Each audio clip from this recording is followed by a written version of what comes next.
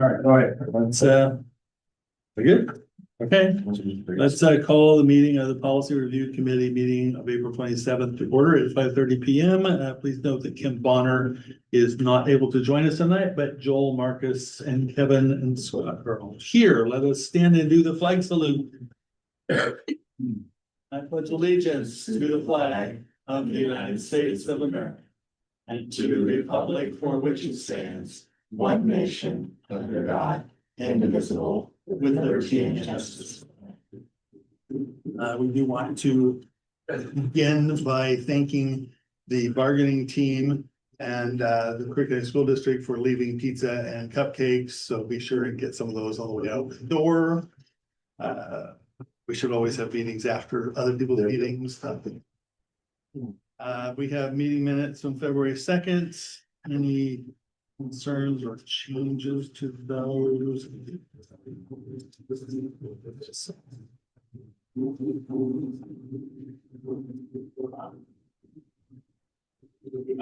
Wanted to make a note in there, TME, that where it said comment about the first in section 3.0. That was that second paragraph about Scott Cooper explained that a motion is made by the committee and must receive a supporting vote by at least one board. That should probably reference back to the school board meeting where the school board established that policy. That wasn't just me saying that. Nice idea, but Okay. There was actually a board vote on that. And Okay. then the second bullet about the motions that have to receive a minimum of 3 votes. If we can reword that slightly, they have to have a majority of the quorum. It happens to be 3 right now, but if we change the committee, that could change the number. So it's not the 3, it's a majority of the quorum. I'm sorry, a quorum of the membership. Quorum of the membership is what I'm saying. Okay, happy to do So that. maybe just make those clear. We'll do that. 3 is not magic. Quorum Okay. is. I move to adopt the February 22nd minutes as amended. Second. Discussion, all in favor, say aye. Aye. Opposed. Motion carries, okay. So process for reviewing all policies. So we have these 288 policies identified by Ms. Tammy that have not been read in the last 5 years. And now, that's not quite true, because the board did re-adopt the entire policy manual in one fell swoop. So in theory, the board read all those policies before it adopted them. But maybe the board was adopting a lot of policies at that point. So nonetheless, they all still have a date. We didn't update the dates of review, so they're still showing in the policy manuals having not been reviewed on the side here. So it is what it is. So we were talking previously about maybe, taking them over the course of 2 years and putting 12 policies per meeting on this agenda to review, and in 2 years we would get them done, which sounds like an eternity. So Joel and I talked a little bit more, and we thought, well, maybe we could do this. Maybe we could just set up a monthly meeting of the policy committee. It would be a noontime Zoom meeting. It will not be an in-person meeting. You get 1 chapter of the book per month. Look through those policies, see if there's anything you want to flag for review. Staff would have to look at them and flag them too. Anything we want to flag goes forward to the next policy committee meeting for discussion, and we start down the long process. But anything, if we don't, then it gets marked as having been reviewed, and we're good with that one. And we don't have to, we can get through that in a year. We still, so let's say we go through the chapter A. Even if we're not making changes, we would still Then we'd update the because date. it has been Yeah, reviewed. It's been reviewed. Yeah, Yep. in theory, you will all take time to read this. You will not just show up and say, I read it. And so if we did that, that would get us through. It would maybe be more efficient. You'd be mostly reviewing in your own time, and you don't have to change anything. You just flag it. I'd like to discuss it further, and let me bring it forward to the next policy meeting. And then it might take 2 or 3 months to get it right, but by the end of a year, we'd be done. So we were thinking, let's see, we're meeting the 4th Monday. Second Monday is the board meeting. Second or Third, third? yeah, Third so Monday. do- So we were thinking the second Monday, we could do the noon then. the second Monday? Yeah, Okay, noon Zoom. We've read them, you come prepared, you've done your homework. This should not take more than 15 minutes. Yes. You guys do it at 11:45, but he would like to go straight to lunch afterwards. That'll put some pressure on us. It's Mr. Hayes off, lunch supervision duties, so. Oh, that's perfect. He's definitely. And it doesn't have to be noon, it could be any time. That works for everybody. do you want to start in May with that? Can you get chapters to us? It's your schedule.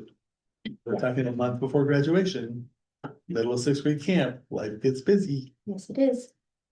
okay? Okay, That'll work for us. okay.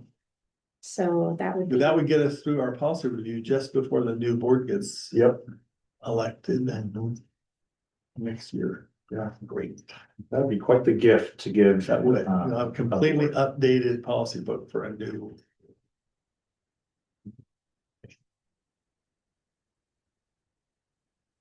All right, so we shall do that. And tell Ms. Bonner that if you miss a meeting, you get a whole lot of work. We just proved that. Okay, cool. Thank you, everybody. Let's start with policy KG.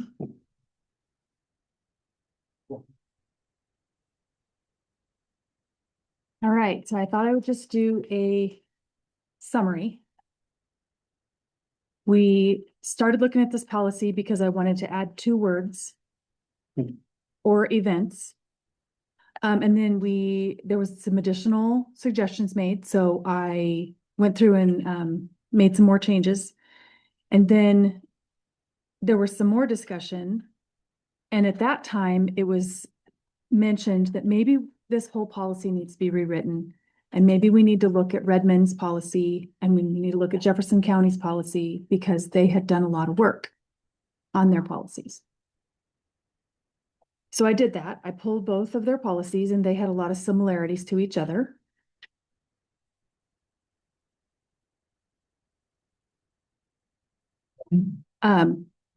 However, I don't think you'll like their policies. I think some of you will not like their policies.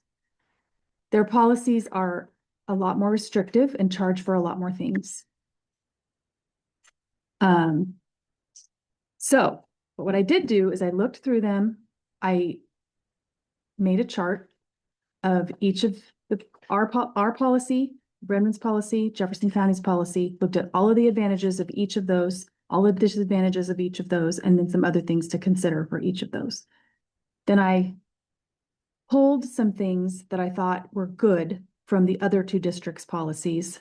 And as I was reading through their policies, I thought, I think we're going to like our policy better. Because over the years, it has developed and evolved to meet Crook County School District's unique personality. So that's what I'm doing tonight, is proposing that we keep our policy, but do a few more things to it from what I had proposed last time. And those things are in yellow. So everything on here that you see in blue and red were there before, but the things in yellow are additional recommended changes. So the first thing, if you just kind of go through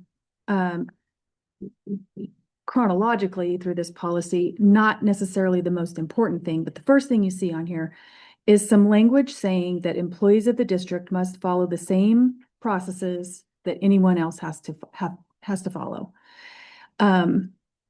That should be implied, should be known, but also that's something that I think our district just maybe it would be smart for us to have in there. So that's that first yellow section there. Any comments on that? The next yellow that I've added is actually, this one's more complicated. So last time we were talking about this policy and saying there are some confusing pieces to this policy. What that had to do with is in the categories, type A, type B, type C, there are some entities that sort of fit in A and sort of fit in B. And so really pulling that out and making it clear which ones fit in A and which ones fit in B help us a ton, just for clarity. So in the other thing I did was the bulleting scheme for type A said 1. So I changed that to an A. So bullet A is for type A, bullet B is for type B, etc. So that was just a little housekeeping thing that I thought was helpful.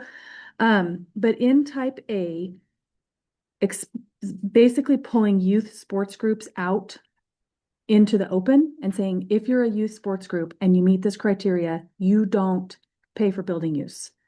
You're still going to pay for custodial. Everyone pays for custodial. But if you don't meet that specific criteria for a youth sports group, you're in type B and you pay building usage, but it's the reduced rate. Then below that paragraph, which ends up being on the second page, it explains what that criteria is. And this is something I got from the other district's policies. And the reason I thought this was important is because staff has said to me that there are youth sports groups in other areas of Central Oregon. They would get charged too much in their own facilities. Marcus is nodding. So they come to Crook County. So that's why this language is being proposed. If they don't, it would basically make our district the same for those entities as their own district. But even then, they would get the reduced rate, which is type B here, rather than completely free except for custodial. Thoughts? Just a quick, how would one prove that you have 51% or more? Would that just be attestation by the group, or would we require some type of? Registration list? Do you have any ideas on that? Trying to think of the groups and the organizations that we do have. I know like basketball teams that we have that go and compete at the state tournaments have to provide like screenshots of enrollment. So I know that wouldn't be a huge extra burden, because I know some teams have to do that when they go to travel to the valley and come to the tournament. So that's not a huge burden. So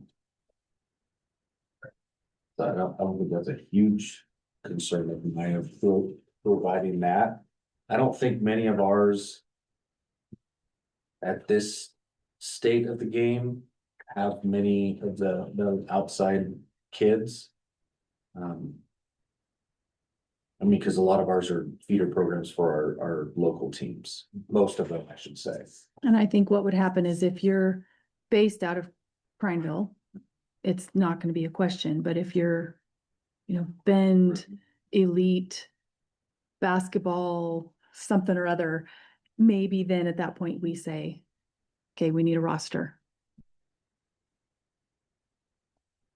So I understand the problem you're trying to solve, which I appreciate the creativity. I think you might be creating another problem. Okay. I think there's two Supreme Court cases. One is Good News Club versus Milford Central School from 2001. And one is Lamb's Chapel versus Center Mortgages Union Free School District from 1993. They are specific to facilities use. And they say that the use of facilities has to be neutral on its face as far as the viewpoint and whatever the purpose is of it. They have to have criteria that can be equally applied across every type of group. When we call out youth groups versus, say, a religious serving group or a group that maybe, a Gay Straight Alliance group or a performing arts group or some other group, we prioritize one group over another. And that starts to get us in trouble with those two Supreme Court cases. I think before we move forward with this particular provision, we need to ask Melinda to weigh in on where the legal lines are. Because if this said a youth serving group, you know, as defined below, that had all these criteria, that'd be one thing. But when we're specific to saying, well, sports groups versus everybody else, then we're starting to get a little bit more. Yep, I can see that. So Doesn't maybe- necessarily need to be Maybe just sports. have Melinda massage it just a bit. Mhm. If we just took the word sports out, just saying Right. groups. Would that, that would cover Probably, it, so. I don't know those cases Yeah. well enough to understand, Yeah. but I know that this has come up Yeah, in the past. Melinda has raised those two cases and warned us against it. So I fear we're wandering back into that space. It's so easy to do. Yeah, especially when you're copying from Exactly. But those two other cases definitely districts. on the radar Okay, somewhere. Just, you have to be neutral in the way we've already got it kind of already outlined with, you know, saying it's youth and then saying PTO and booster club and sports. are Education. Example. Mhm. And then that doesn't preclude anybody else from getting in, but maybe massage that okay, just a bit. agreed. Otherwise, we wander into space we wish we weren't in. Okay. Yeah, thank you. But I do get what you're trying. Yeah, there was one other change. Then the last thing is, just kind of clean this paragraph up a little bit, and make it clear that if we are using an employee that's not a custodian to be the coverage for a building, that the user has to pay for the cost of that employee to do that. Would they have to do that even if the employee was already on duty and being paid? We double dipping? So if the employee is being paid, then the user has to reimburse the district for the cost of that, just like as if the custodian was on duty and being paid. Then the user has to reimburse the district for the custodian. This addresses your concern that there may be an ethics violation if they don't have to pay if it's an employee of the district. Scott, do you have an example of like when a staff member would be paid other than custodial to be at? Well, didn't you Absolutely. sign up to be the supervisor of the Latino night? unofficially, Right, yeah, but we're not charging them extra for that. no. It's different because that ran through our club structure. It'd be like if we had a teacher who was a coach and covering the batting cages, would then the baseball team have to pay the teacher's salary, right? That, Which in that case, there wouldn't be an additional cost to the district. so it's only when there's an additional cost. Mhm.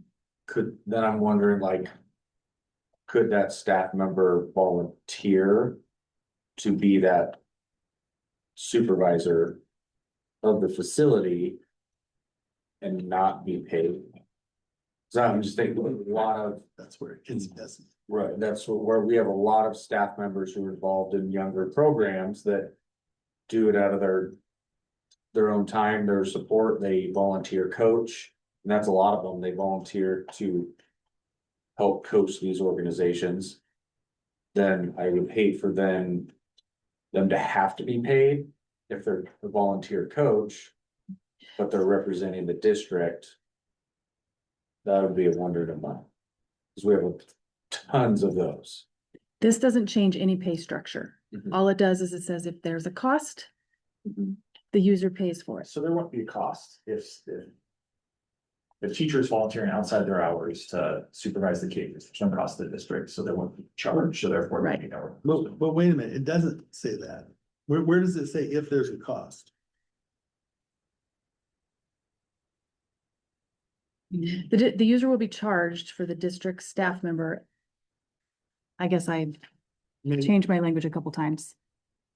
cause if Where it does it said say that, that would be perfect. If we could figure out how to say that, if there's a cost, but we took that language out. And then we don't really have an equivalent put back in. On that next line, exceptions are allowed if the district and user have entered into a written agreement that includes supervision provided by the user, so. That's like for example, Parks and Rec, we have a contract with Parks and Rec for them to provide supervision, custodial, things like that. I'm just thinking like, we run a lot of mat club tournaments. There's a lot of staff members who are in roles of supervision that participate in that voluntarily within that organization, then does that cover the not having to pay for that person to be there? Yeah, I think that the strikeout, the red strikeout should not be stricken. Right, that's how I was going with it. Would that work? I Just think put the so. red strikeout back in Mm-hmm, and then continue with the extra line. mm-hmm. Yeah, so, but what that means is we charge a fee to the user regardless of whether we incur a fee. Which we don't. Well, that's the thing, there's, And will we, if you put the red line back in, we wouldn't. it says a fee will be charged, well, to cover this cost, If but there's no custodian or other regularly employee on duty. So as long as you're meeting when there's employees on duty, then we wouldn't charge that fee. But like a weekend wrestling But tournament. a weekend you would, yeah. yeah, so there's like conflicting, Right. I don't want you to charge, but you have to charge. So that's where I'm struggling with, what should the language say if we're wanting two different things, so. Do you want us to charge regardless of whether the district incurs an additional cost?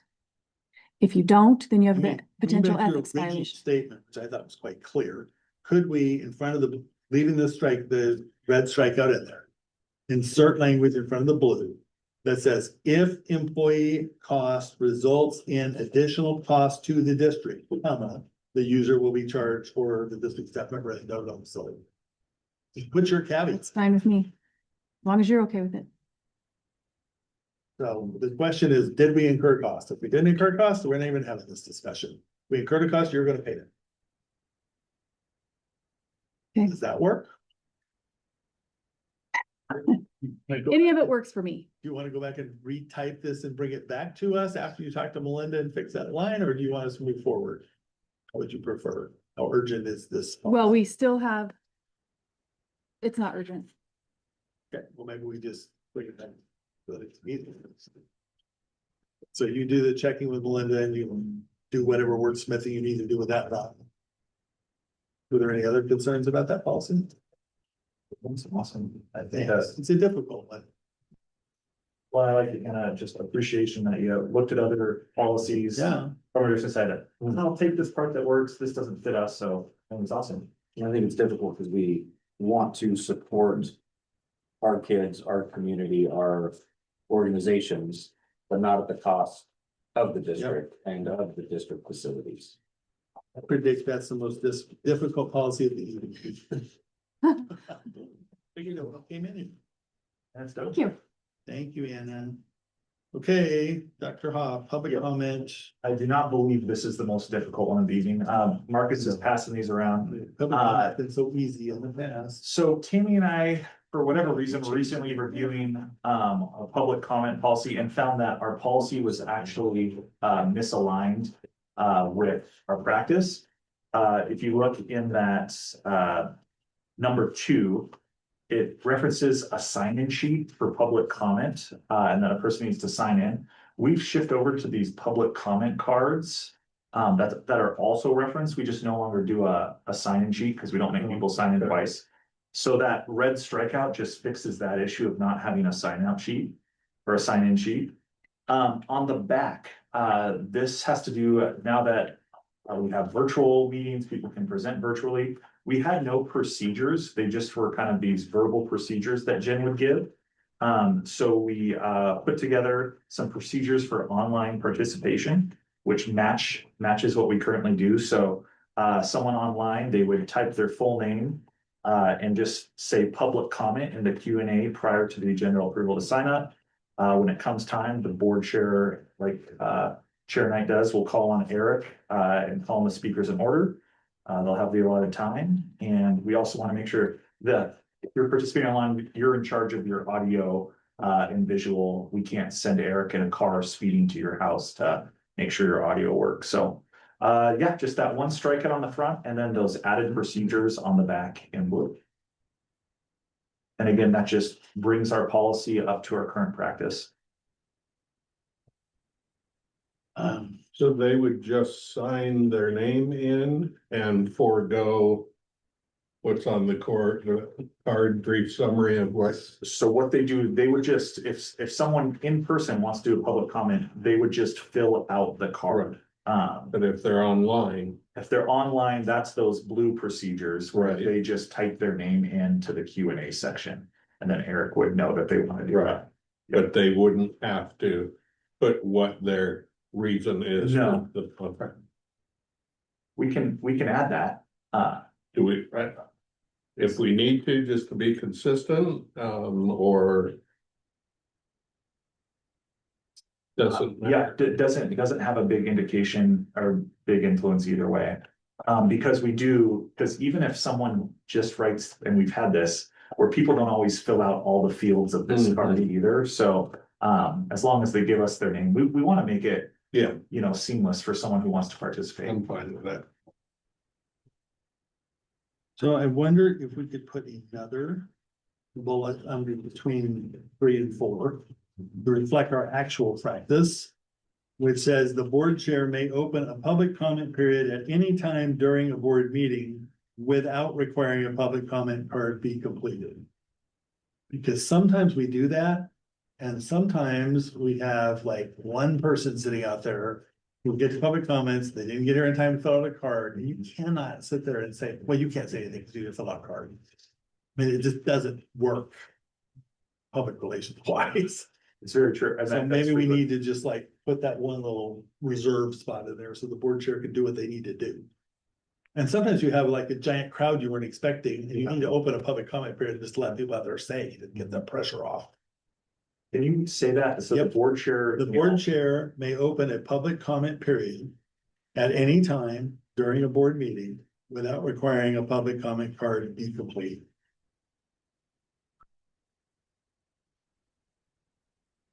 To your point, I believe that matches more of what we've done for the. Exactly, Yeah. that's the way we are doing it. And you get to a auditorium full of 1,200 people and tell them no. Find a card. Okay, so we would just shift that between 3 and 4 and Yeah. just adjust the numbers. Yeah. It will improve things, I promise you. Yeah, anything else? No. Big Marcus, you good?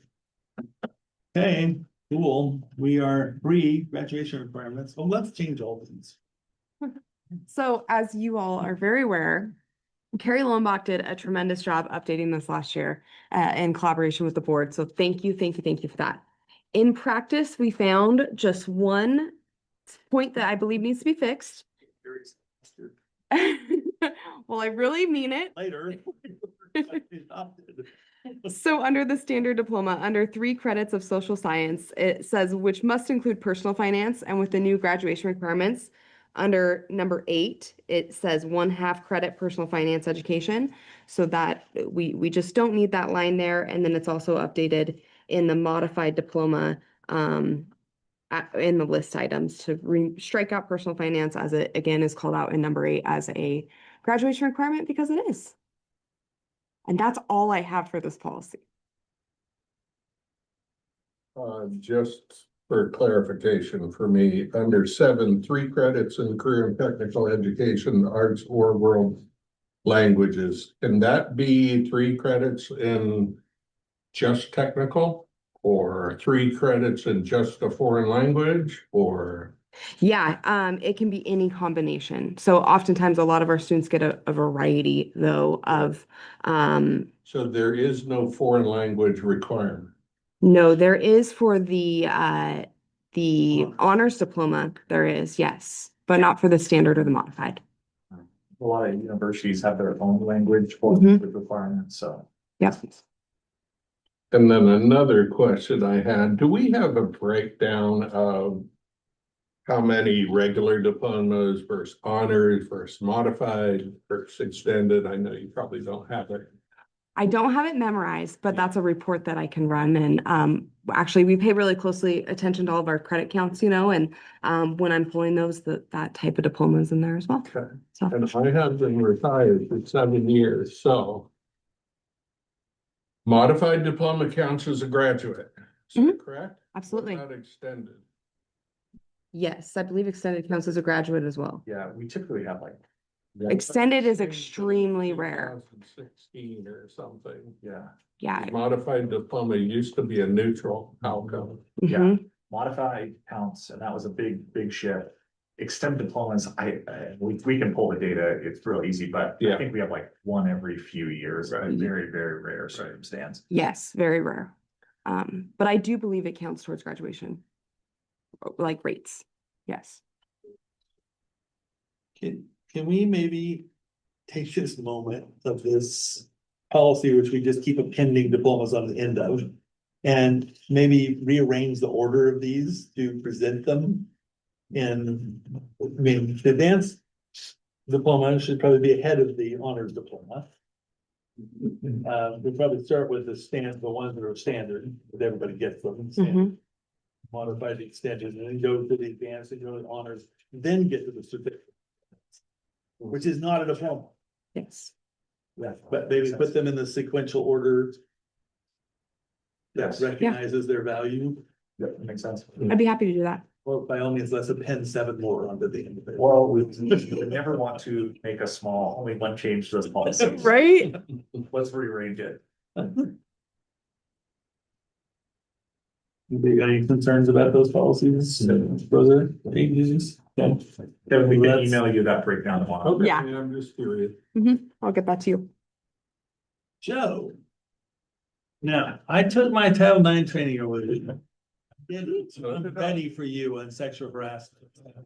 I did not come out of that feeling really like happy. Those are thick trainings. Did miss the question though, because my dog was barking like crazy and I missed the one section and went, I know, well, I that can is- just do it. I missed 2 or 3 because I've been looking at my other computer screen Yeah. while the thing was doing this. Well, But I did pass the test. Yeah.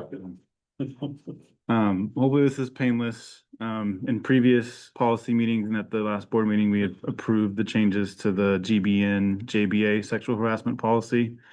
This is just mirroring those changes with the addition of one.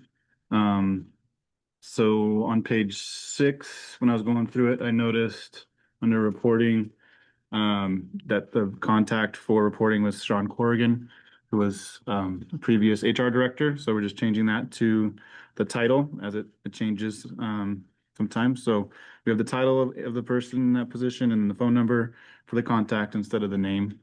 All the rest mirrors what we had already discussed on the previous policy. Any specific questions on that one? Just a curiosity question more than anything else. Mhm. Since we have to have a Title IX coordinator on staff at all times, that was important in that video, was even a test question. In times when we don't have an HR director, because we have not got one hired or whatever, who is the Title IX coordinator? I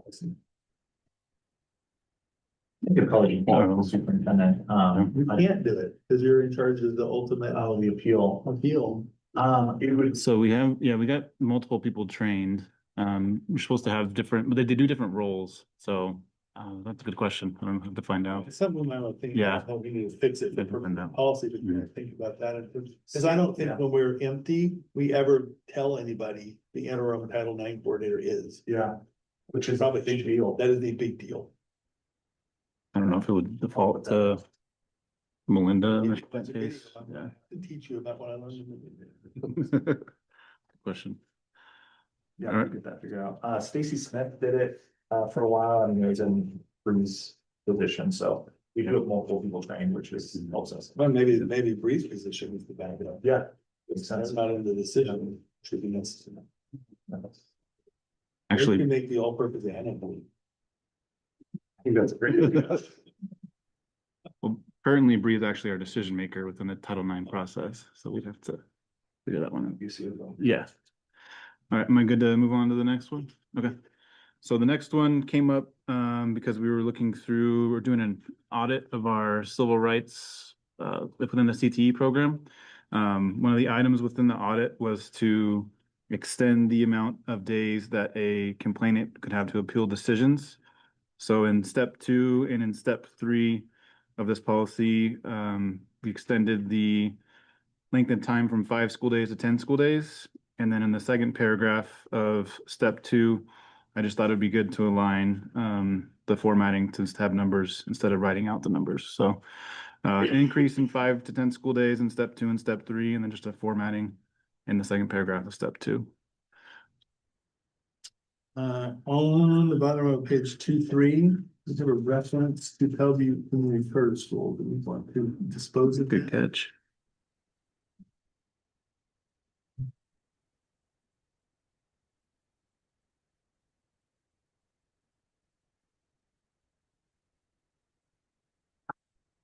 We maybe want to change that from the board of the Bellevue Community Charter School to reached by the board of a district sponsored charter school. Yeah. Lowercase. I think a good idea. That leaves the policy in place through June 30th, and then also if there's a minimum charge. Okay.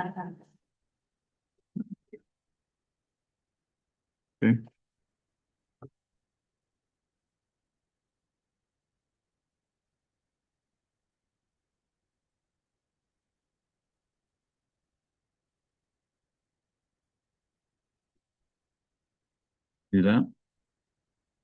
Anything else on this one? No, but can we go back a minute, Joe, to the, Of course.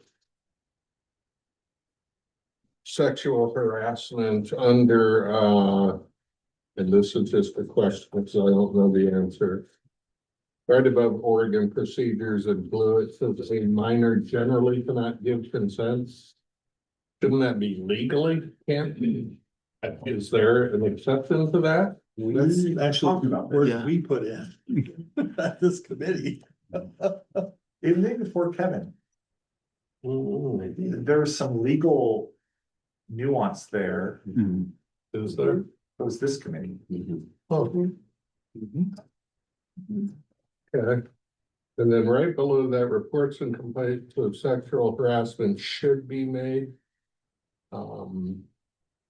It was, That's a must be made. Just so there's no inference of it's a choice. Yeah. You don't have a choice. You know about it, you must. Yeah. what page are you on? On page 2-8, the Yeah. second page. Yeah. Oregon procedures. And then the bottom paragraph, any student or staff member who feels they are a victim of sexual harassment are encouraged. How about mandated? Yeah, mandated. Well, you certainly, if you're a staff member or an administrator and you, Yeah, but it says student, any student or staff member. right? But a student can only be encouraged to do it because they don't actually have to complain if they don't want to.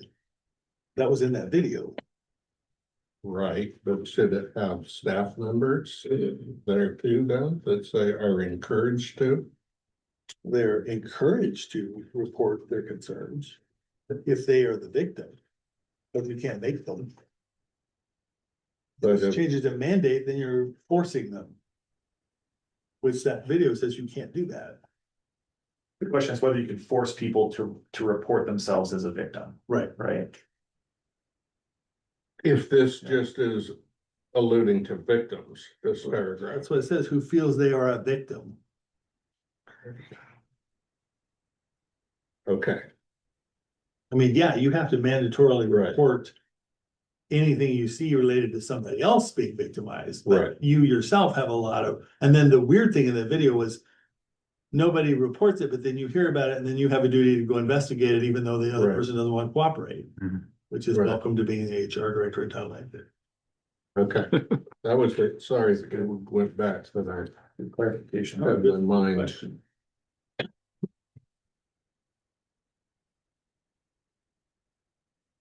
Good. Yep. Good, Marcus, Joel. Yep. Good job. Yeah, Joel. thank you.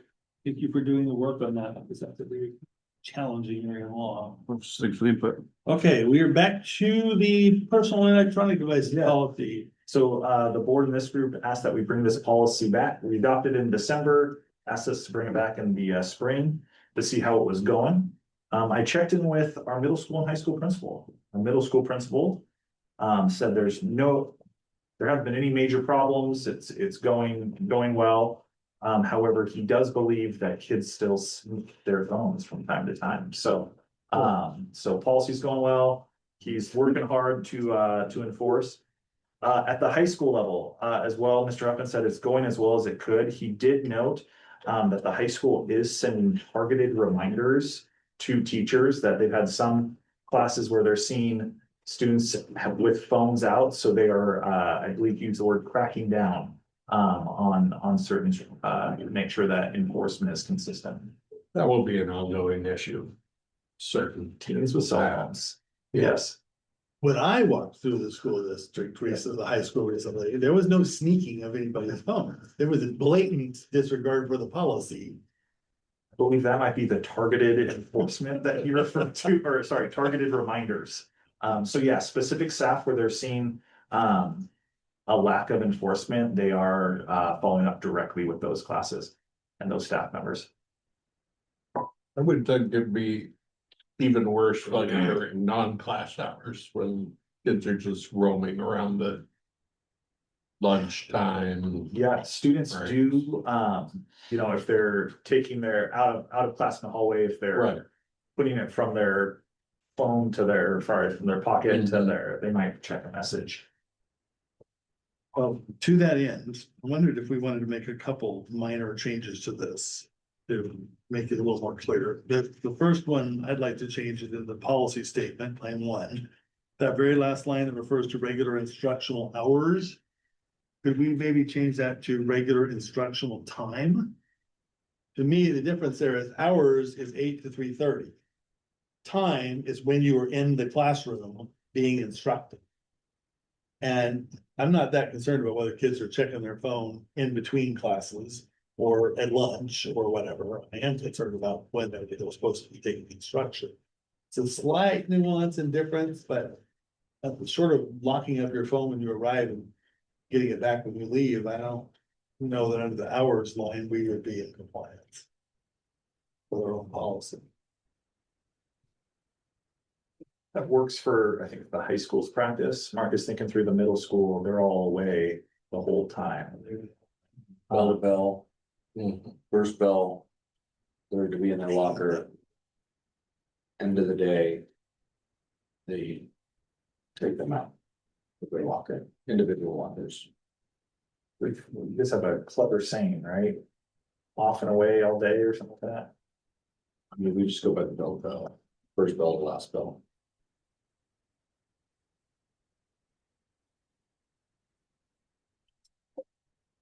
Right, that might not work.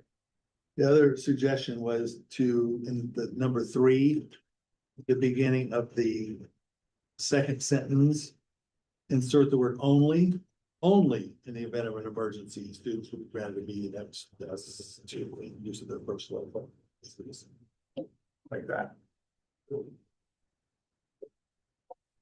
Just to give our admins a little more teeth. Yeah. I think that helps the high school issue. So maybe leave that first one alone. Yeah, so have the word only in there. And then maybe crack down a little bit where we have some egregious. I saw a student go through 15 minutes of a class period doing nothing but play on their phone. That is not. Maybe they will. That's not what we want. All right, add the word only in there. Anything else on this policy? Like the fact that it's one page. For now, give it time. Okay, relations with law enforcement. All right. Draft is coming, the full policy is in your packet, but the draft that Marcus is passing to you now has the change, and this is truly policy work. So the idea that or the issue we're trying to solve here is, we have an amazing relationship with our law enforcement. I believe we truly have some of the best SROs in the state. The only change here that we're proposing, or at least proposing to take to our attorneys, is. So when law enforcement, if we have a suspected report of child abuse. We're not gonna include the child abuser in the investigation, right? Because that could jeopardize the student's safety. When a student is involved in a crime and there needs to be investigation, the police act on that. The issue that we're trying to solve here is sometimes when a student is a witness, let's say there is a fight at lunch or a student, heaven forbid, has a knife in their car. And another student is a witness that they're not guilty of anything, they're not suspected of anything, the police just need to speak with them for a witness. Sometimes parents aren't contacted on that. And then as you can imagine, if you, especially with elementary students, if an elementary student is just a witness to something, and then they go home and they say, oh, the police interviewed me, you can only imagine as a parent, you're gonna be like, well, what happened? So what I'm proposing is that we run this, under that section where it says investigations when student is not a suspect and or child abuse is not suspected. I am proposing that we run this language by our attorneys that the district and law enforcement agencies share a commitment to transparency and family engagement, except in cases involving legal restrictions, exigent circumstances, or the integrity of an investigation. Both parties will work collaboratively to ensure that parent guardians are notified in advance of student interviews and provide consent when appropriate.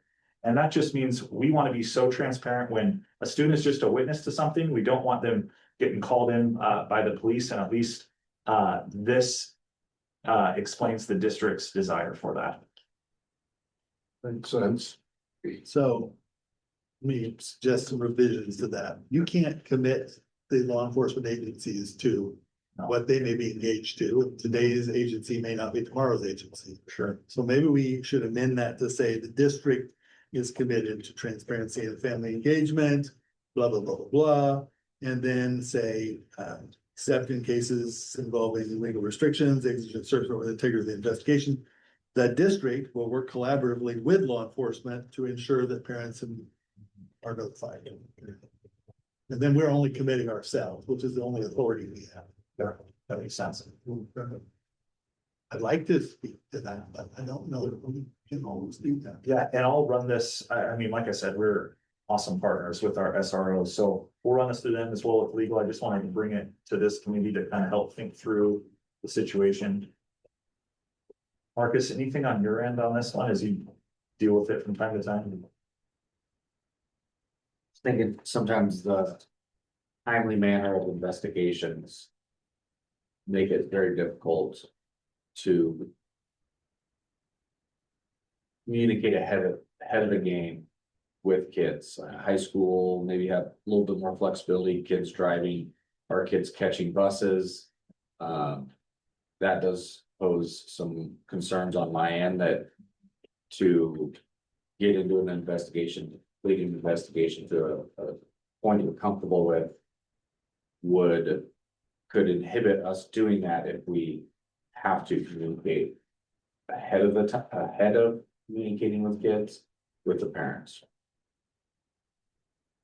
Just in timely manners of situations, end of the day. Hate to say, a lot of things happen right at the end of the day, and to do what we can for student safety. Communicating home before we talk to kids can have some after effect barriers. Or barriers before we can do what we can feel that we need to do. By law, isn't law enforcement mandated to inform a parent if they're going to interview them at a minor? That's Not before. That's where I get the angry calls. Because that's what we prefer is the district. But it doesn't always happen. So that's where we put this language in saying that this is the district's, to Scott's point, this is the district's desire is this commitment. And I think, Marcus, to your point on the timeliness, I would like, maybe we could put in something like we'll make we'll make an effort, you know, that at least we can try to call. And again, this is just when a student's just a witness, not that they're, you know, they're just getting information. It just, I think we've had a couple of these where parents are calling like, hey, my young kid was interviewed and I didn't know that it just kind of sits poorly with everyone. Couple questions for you, Joel. What is the double asterisk up there? On the relationship with law enforcement agencies? That's a really Oh, cool. in the title? Yeah, we've covered that before. There's that has to do with OSBA and it's surrounding the language with parents, guardians and foster parents. So any language that has those double asterisks. Word parent means, And let me go, it's on our Broader. policy website, so I can go tell you what that is.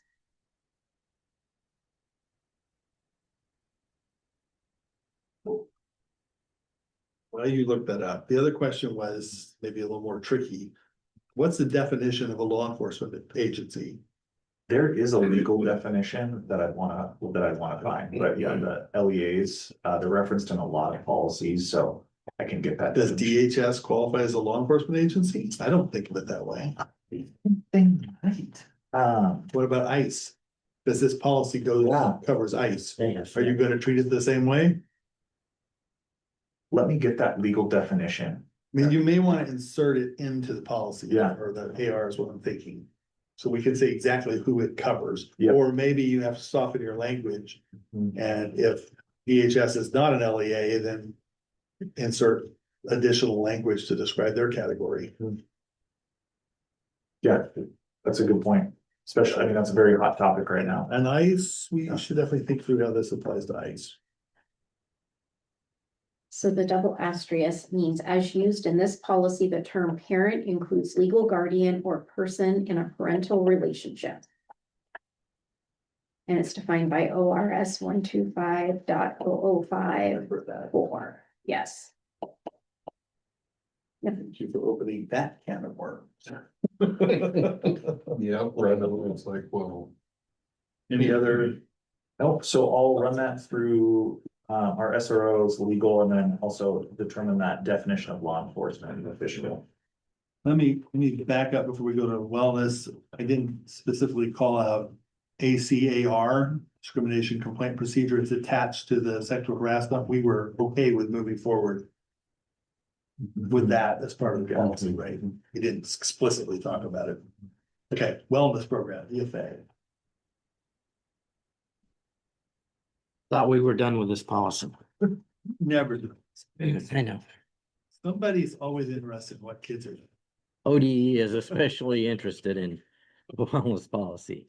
So our last audit that we're literally just finishing up all the necessary actions that we had to take and everything, and those have just got sent back in.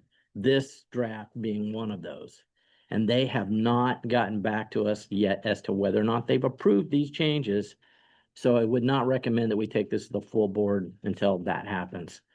But the only changes that we made to this is she insisted that it have the words physical education teachers, school health professionals, school administrators, and then in the next 2 lines down, that these regulations will include periodic review and updates. We had to add that. That's mandatory language that they insisted. The rest of the changes I just changed to make everything kind of fit together. Just for my own education, what in the world with the school food authority? That is the district. I never heard that term. They have several different names for us. That's good. We sure do. The school food. School Food Authority, we're also called FSA Food. So if we had contracted food like with Sodexo, are they the school food authority? Yes. Or are we?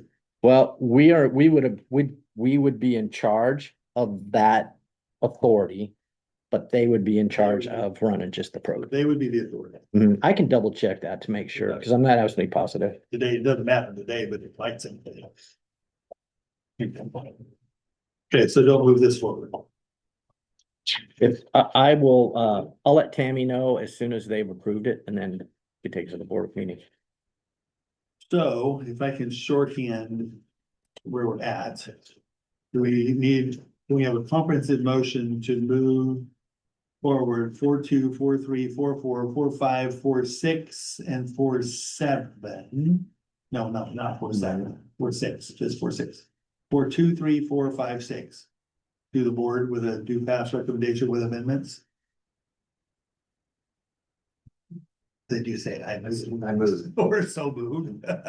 You said 1, 2, 3, It would 4. be two, not one. Oh. One's not ready to go. 2, 3, 4, 5, and 6 are all ready to go. We're holding back, community use of district facilities, relations with law enforcement agencies and the local wellness program. Move forward with 4.2, 4.3, 4.4, 4.5, and 4.6. Marcus moved, is there a second? You, Kevin? Any discussion? All in favor, say aye. Aye. Aye. Opposed, the motion carries. I was supposed to call a roll on that. Yes. Thank you. We'll redo that vote. Tell my eyes. Joel? Yes. Chris? Yes. Kevin? Yes. Scott votes yes. Got that new rule. Okay, next policy committee meeting actually will be next month. What date? At noon? That is going to be, I think it's May 11th. Let me look at that. So May it's the 11th. second Monday Yep. of the month. May 11th at noon. Yes. By Zoom. And then our second meeting will be June 15th. So you'll have some reading to do between now and May 11th. Any other business? Just under an hour, we are adjourned. Everybody, Yeah. thanks for all the hard work.